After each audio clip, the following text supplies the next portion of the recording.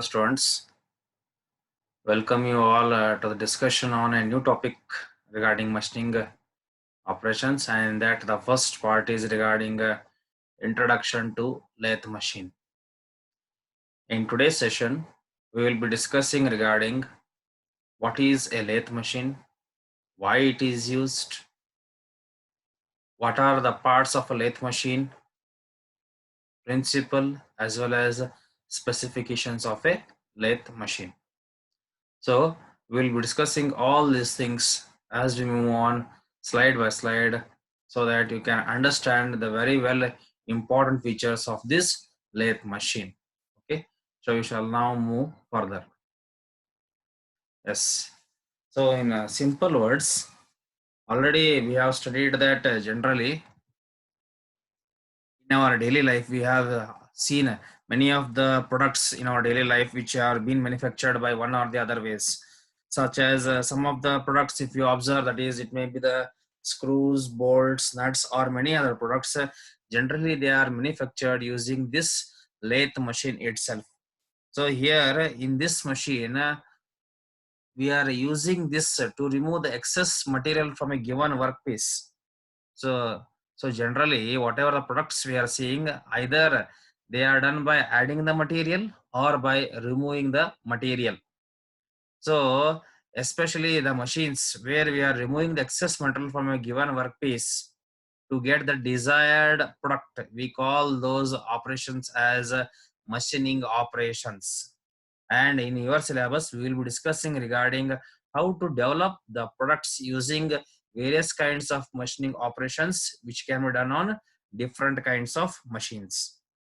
Out of that, the basic machine, or you can say the machine which can be widely used to carry out many of the designing of different products, is nothing but a lathe machine itself. So generally in a lathe machine, as I told you, it is also known as the oldest of all machine tools because it is basically used in almost all the industries. And apart from that, you can remove the and you can do many number of operations on this machine. So let us go slide by slide. So as I was telling you, lathe is a thing, but it is a machine tool which is responsible for developing the cylindrical work pieces. So here in this machine, we add the cylindrical material. We add the cylindrical material, and this cylindrical material, when it touches to a cutting tool, we are removing the material from that workpiece so that it can develop the required products. So as we move further, I will be telling you regarding how these operations are done. So in very, very simple words, what you can say that it is a machine tool which is responsible for removing excess material by using a cutting tool, such that it cuts the material. Basically, this lathe machine, it is the oldest of all machine tools, and it is also known as the mother of all machine tools.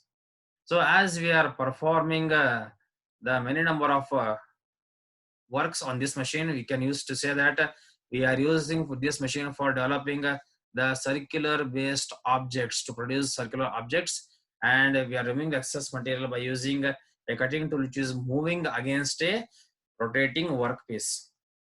So basically in this machine, the workpiece is placed into a center, and that center is rotating at higher speeds or lower speeds also, where we take a cutting tool to come in contact with the rotating workpiece and it removes the material.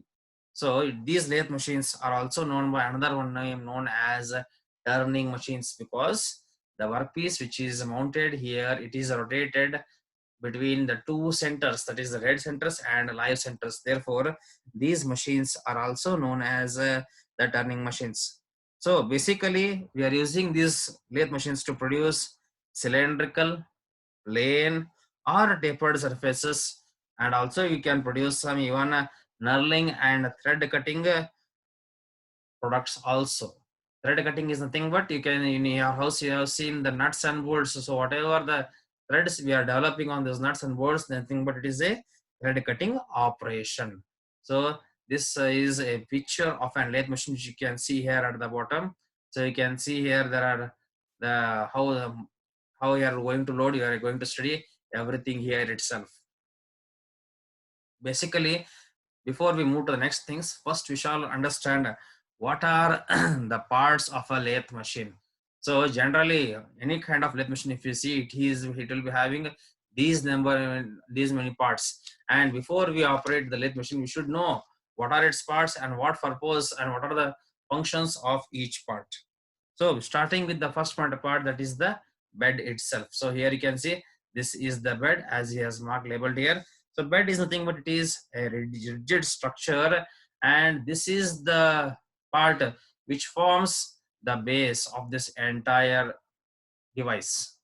So bed is nothing but it is a rigid base, rigid structure forms the base, and it is supporting all the other parts. So whatever the parts you are seeing above the bed, that is the lead screw, the carriage wheel, saddle, tailstock, headstock, so everything, they are nothing but they are mounted on this bed itself, or you can say that bed is acting as a base for all these parts. So this generally the bed which is there, it is made up of gray cast iron material. So the bed which you are observing here, it is generally made up of gray cast iron material. And at the top of the bed here, this portion at the top of the bed, if you observe, these are the guideways. So this is the top of the bed which you are seeing here. This is nothing but these are the guideways. So these guideways, they are especially for providing accuracy movement for the carriage and the tailstock. This is regarding the bed itself. Now going to the next part, that is our second part comes the headstock. So headstock is nothing but it is also a part of the, this is the particular headstock which you are observing here. Yeah, this is the headstock. This portion is called it as the headstock. So this is where always it is mounted at the left end of the lathe bed itself. And within this headstock, if you're observing, we have written another name, that is gearbox, which means within this headstock, it is consisting of the gears or pulleys by which we are able to rotate the workpiece. So the workpiece is mounted in this particular chuck, and with the help of these gears or the pulleys, we are supplying the power to rotate the workpiece at different speeds. So generally the headstock spindle is nothing but it is provided with the live center. So this is, we call this portion as the live center. This is the live center because it is rotating at various speeds. So this live center which you are observing here, this live center, on this live center we have mounted another one part, we call it as a chuck. So this chuck, once this live center rotates, even this chuck also rotates. So this chuck also rotates. So this is the live center which is mounted on the headstock. As the gears and pulleys are giving their speeds to this live center, it causes even the chuck to rotate at different speeds. So this is some of the brief small description of this headstock part.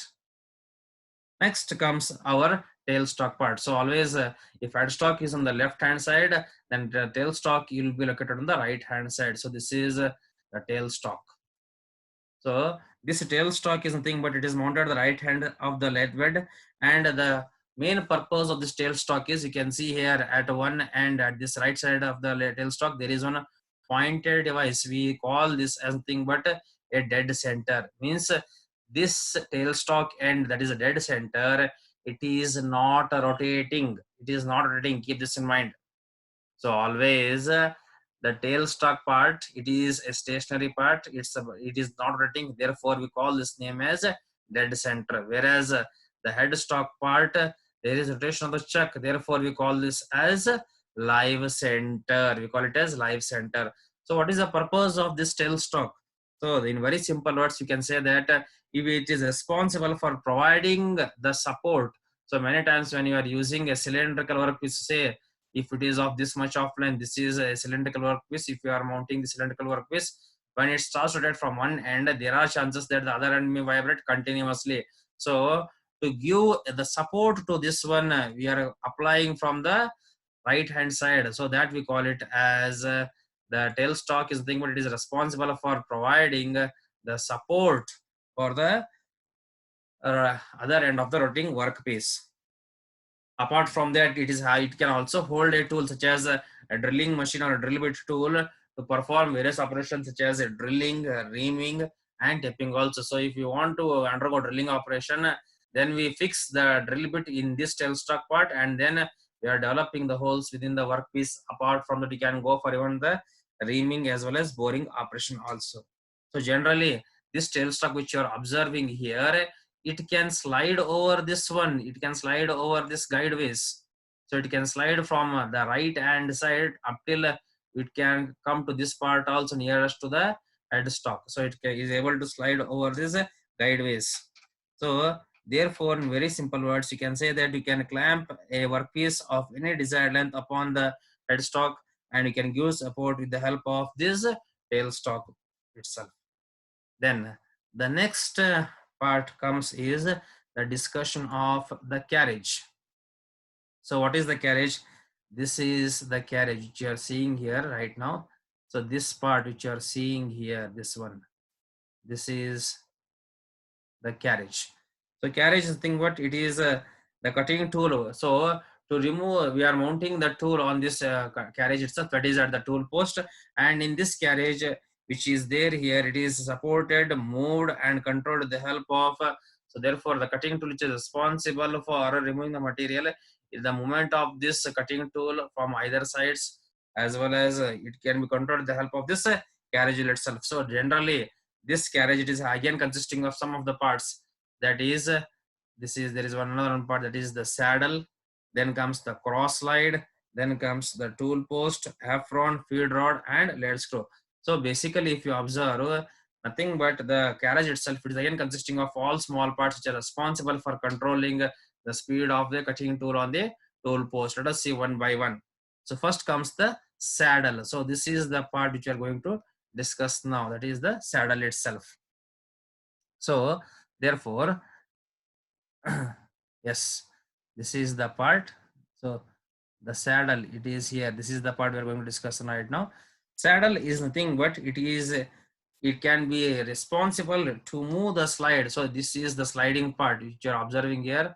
This is the sliding part, this entire thing, it is the sliding part, and it can be slided on both the directions. You can slide in this direction as well as in the other direction also. So for sliding, this saddle plays a very important role. So this saddle slides along the bedways. So we call this as it is going to sail. It is going to slide along this bedway. So on which it is sliding, along the bed it is sliding, and it is responsible for giving the support to the compound slide, cross slide as well as the tool post. So this is the cross slide, that is this part, and next comes the compound rest as well as the tool post. So now moving on to the next part, that is the cross slide. So right now you can see here the cross slide handle wheel, and this is the cross slide, this particular part. So this is the cross slide. So the cross slide is the thing, but it is a part which is mounted on the saddle. So this part which you are seeing here, this one, it is the cross slide. It is where it is mounted. It is mounted on the saddle, and it is responsible for giving cutting. It is allowing the cutting tool to move at right angles. It is allowing to move to the right angles to the left axis. Therefore, you can provide the necessary depth for the cutting of the workpiece. This is the function of a cross slide. Above this cross slide, another part is mounted. We call it as the compound rest. We call it as the compound rest. So this is that compound rest. If you observe here, this part, this is the compound rest. So this compound rest is nothing but it is also mounted upon the cross slide, where what it is holding. It is holding a tool post, and this compound rest, it is having a circular scale which is graduated in degrees, which is marked in some degrees. So this compound rest, it helps the cutting tool to swivel along any angle. So whatever the angles with respect to the workpiece you want to develop, it may be with respect to the inclination of any angles, you can set this entire compound rest to that angle and develop the cutting surface such that you can obtain a taper surface. You can obtain a taper surface. So regarding taper surface, we will be discussing in the next session when we go for the machining operations. So time being, you know that whenever you are performing tapering operation, this compound rest plays a very, very important role. Then upon this compound rest, as you're observing in the sketch, we are having another part, which is nothing but it is the tool post, which is nothing but it is a tool post. So this is the part which is very much essential, and this is responsible where you are positioning our cutting tool such that it can remove the excess metal from the workpiece, which is rotated within this chuck. So tool post is mounted on the compound rest, and it is responsible for supporting the cutting tool for so that it can be holded very tightly during the machining process. Then the next part comes the apron. So this is the apron part. This is here the apron part. This is the apron part. So the apron is fitted where it is fitted near the saddle facing towards the operator side. It is facing towards the operator side, and it is consisting of some gear levers, hand wheels, and clutches, which are all operated to the carriage by the hand itself. So you can see there is one wheel here. So all this wheel is responsible for accommodation of these gear levers and clutches, which are operated by the hand or by some automatic feed also. Then the next part comes is the feed rod. This is the feed rod, which I will show you here. So you can see in the sketch, this is the feed rod. So this portion what you are seeing here, this is the feed rod. So if you observe carefully in the sketch, the entire carriage box which is sliding over the bed, it is in contact with this feed rod also. So the feed rod is a long shaft which gives automatic feed to the carriage so that it can carry the various operations such as boring operation, turning operation, and except thread cutting, you can carry all the operations using this feed rod itself. Above this feed rod, if you observe carefully, there is another one type of a screw which is labeled as a lead screw. This one.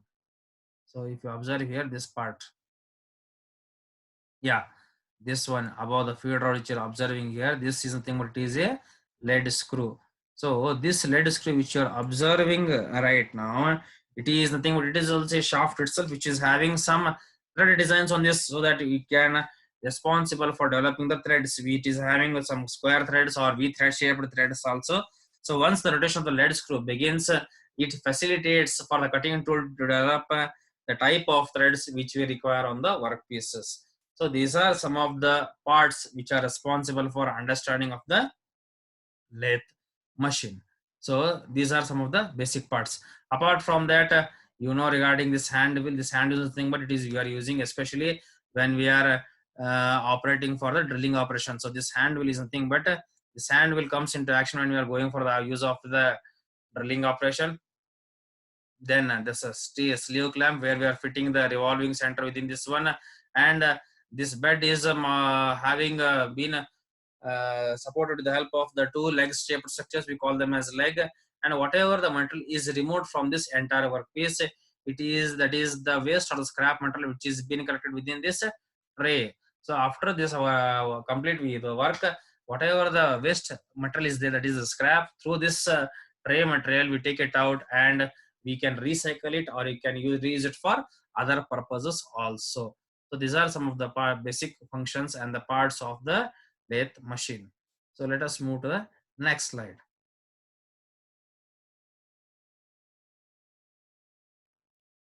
Working principle of lathe. So as I was telling you, the lathe is a machine where we are rotating the workpiece within the live center with the help of the support of a dead center. And when the workpiece is rotating at higher or lower speeds, with the help of a cutting tool, we are responsible for removing the material. So in this picture right now, which you're observing here, if you observe carefully, you can see that this is the workpiece which is being loaded inside a chuck. So this is, see, if you observe this one, this is the workpiece which is being loaded, and this workpiece is a cylindrical workpiece which is loaded inside the chuck within the three jaws something, they are the teeth like structures. And if you see here, it is they have shown our arrow mark direction. This arrow mark direction is nothing but the workpiece is under rotation. So always keep in mind, whenever you're drawing sketches regarding the operations on lathe machine, you should show this arrow mark, which means here the cutting tool is under rotation. So this cutting tool is under rotation. And if you, I was telling you in the previous slide that always the head stock is upside, which is also known as a live center where the workpiece rotates. So you can right now you see we are seeing here the workpiece is being loaded, and we are seeing that we are showing the symbol also. The other right hand side, the device we call it as tailstock. For what we are using for providing support. So if you observe here, we are providing the support with the help of this structure. So this is nothing but the support provided with the tailstock itself. So in a very simple words, what you can say that the lathe is nothing but the working principle of lathe depends upon how the cutting tool is responsible for removing the material when it is moving between the rotating work pieces. So in very simple words, we can say that when a cutting tool is moving over the workpiece material, it can remove the material from a rotating workpiece, and this removal of material can be done in various ways. So in some ways, if you observe carefully in this particular sketch, this is the axis of the revolving workpiece. You can see here, this is the axis of the revolving workpiece, and this is the cutting tool. This is the cutting tool. So this is the point which is done right now, right on contact with the workpiece material. So initially, before we began the operation, if you observe here, there are some hidden lines you can see here at this point. This is nothing but this is the original dimension of the, that is the raw material which was there before you started the machining process. So once the machining process once been start, you can see here he has given two directions. One is the longitudinal feed, another one is the depth of cut, or you can also call it as the transverse feed also. So to remove the work material, to remove the work material from the given workpiece, you can move the cutting tool either in the longitudinal direction or in the transverse direction, such that it is with removing with respect to the axis of the revolving workpiece. So the operations which you are going to study, they are with respect to the axis directions as well as to develop the different types of surfaces. Now, therefore, in as we are saying that in this the workpiece is held rigidly within the chuck that is on the left hand side. You can see here the workpiece is held rigidly within this chuck, and it is seen that the cutting tool which is there when it comes in contact with the rotating workpiece, it moves, it is comes in contact with the workpiece such that opposite to the direction of rotation, it is responsible for removing the material. Then only you can produce the circular surfaces. So the cutting tool should be always harder than the workpiece such that you can remove the excess material from the given workpiece, and both the workpiece and the tool there should be held rigidly on the machine. So the tool which you are observing here, it can move in either directions, that is the longitudinal feed or the transverse feed. So the direction which you are seeing in this direction, that is this you call it as the longitudinal feed, and this direction we call it as the transverse feed. So in either directions you can move the cutting tool. So when the cutting tool moves on the either sides, there is removal of some material in the form of small materials you can see in the form of a spring-like structure which you can see in this figure. So this form of spring-like structure, we call it as a thing what the chip itself. So material is removed in the form of small chips. So the type of surface, once we use this material, we can develop either a cylindrical surface, either you may develop a flat surface, or even you may develop in the form of an conical surface, that is a tapered surface also. So in the next session, we will be discussing that regarding how different surfaces can be developed. So basically, the principle is in very simple. We say that when the cutting tool is moving opposite to the direction of the rotation of the workpiece, it is removing the material either moving in the longitudinal direction or in the transverse direction, such that it can produce some circular, flat, or even the tapered surfaces. Along with that, it is even developing the removing the material in the form of small chips like structures. Next.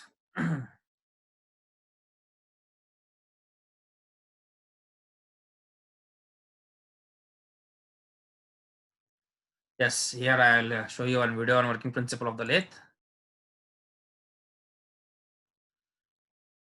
Here in this video, you can observe carefully how this machine works. Yes, this is the place where they have loaded the workpiece. This is the chuck, this is the three chuck, and this is the tool post.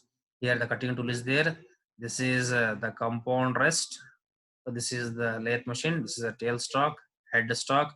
See, this is the live center. The chuck is rotating here along with the workpiece also. This we call it as the live center. Yes, you can see here.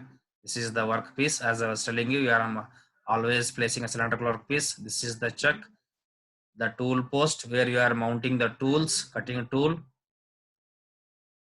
This is the carriage wheel. See, yes, as you are moving the carriage wheel, the cutting tool comes in contact with the workpiece.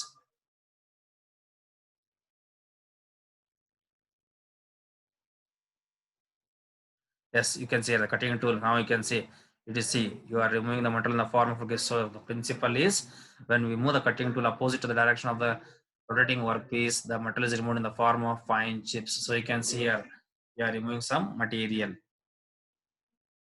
So as I was telling you, even the lathe machines are also known as turning machines also. So this is the principle of this machine. Next, moving on to the next important thing is the specifications of lathe. So generally, you know that as the lathe machine is used almost in all the industries, so you should have some certain specifications such that each can manufacture it very easily, and all the specifications can be done at a simple point. So some of the specifications for this lathe, if you observe in this figure here, the first specification is distance between the centers. So always centers is the thing between the headstock and the sorry, between the live center and the dead center. So this is the point. From here we are measuring the distance from this live center to some this dead center. There has to be some distance fixed, because the cylindrical workpiece which you are using there, it has to be fixed between these centers. So we say that distance between centers is nothing but it is the maximum length of the job which can be holded or held between these centers, that is the live center and the dead center. Then next comes the swing diameter. Swing diameter means once the workpiece is being loaded here. So once I was telling you, so once we have fixed the length, the next important thing is we should know what should be the diameter of the workpiece. So how we can decide depending upon the swing diameter. Suppose if this is my workpiece, cylindrical workpiece. See, if this is my cylindrical workpiece, then it will be rotating continuously between the centers such that it should not touch this lathe bed. Sorry, it should not touch this lathe bed. So to avoid this touching of this lathe bed, there has to be some gap maintained. So we call this as the swing diameter. That is the maximum diameter of the workpiece which can revolve without touching this guideways. Otherwise, what happens? Then there is a problem in rotation of the workpiece. This is nothing but a second specification, that is the swing diameter. Then the third comes is the height of the centers. So what should be the height of the centers? That is also a very important point. So it is the height, nothing but measured from the bed. So how we decide the height? We are deciding from this bed. So from this position, we are deciding the total height for the centers also. So it is the height measured from the bed to the lathe center axis. However, you can use either the swing diameter or the height center. In some industries, they are measuring based upon the height or on the swing diameter. Any one can be used. Then the next important specification is regarding the length of the bed. So what should be the length of the bed? So it depends upon what is the available floor space in the workshop. So in all the workshops, we don't have the same we don't have the same space for occupying this machine. So we should know what is the space available in the workshop. Depending upon that, we can decide what should be the length of the lathe machine. What should be the length of the bed of the lathe machine. These are some of the things which are responsible for this one. And the other important thing is the range of speeds. So as I was telling you that in the lathe machine, we can carry out many types of operations, and for various operations they don't have the same speed. So we are having different speeds. So all the speeds we are controlling in this headstock itself, because we are having some gears here, or we are having some pulleys also. With the help of the gears or the pulleys, we are controlling the speed. So you should know that when you are using a lathe machine, you should be having different ranges of speeds which are suitable for various operations. These are some of the things with respect to the lathe machine. This is the introduction part. If you have any doubts, you can send me the comments to the YouTube channel. And in the next session, we'll be discussing regarding what are the different types of operations which can be carried on the lathe machine.